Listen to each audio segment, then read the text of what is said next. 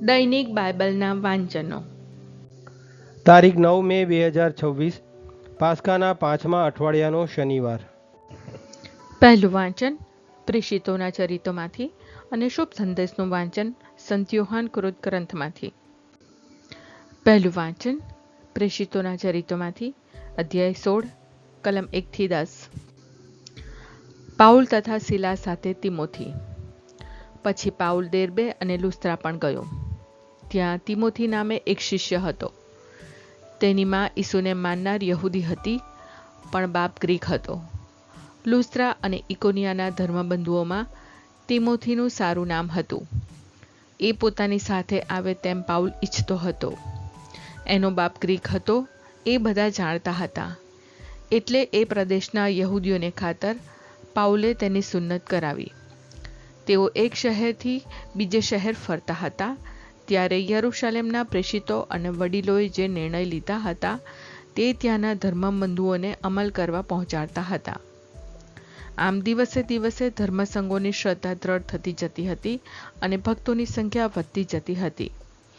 આસિયામાં સંદેશનો પ્રચાર કરવાની પવિત્ર આત્માએ મના કરવાથી તેઓ ફ્રુગિયાના અને ગલાતિયાના પ્રદેશમાં ફર્યા અને મૂસિયા સરહદે પહોંચ્યા પછી તેઓએ બિથુનિયામાં દાખલ થવાનો પ્રયાસ કર્યો, પણ ઈસુના આત્માએ તેમને રોક્યા.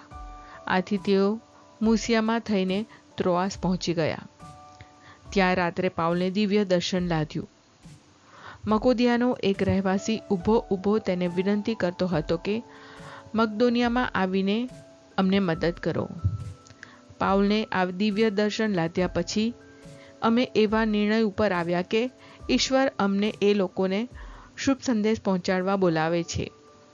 એટલે અમે તરત જ મકદોનિયા જવા તૈયાર થયા. આ પ્રભુની વાણી છે, તે આપણો આધાર છે. શુભ સંદેશનું વાંચન સંત યોહાન કૃત ગ્રંથમાંથી અધ્યાય 15 કલમ 18-21.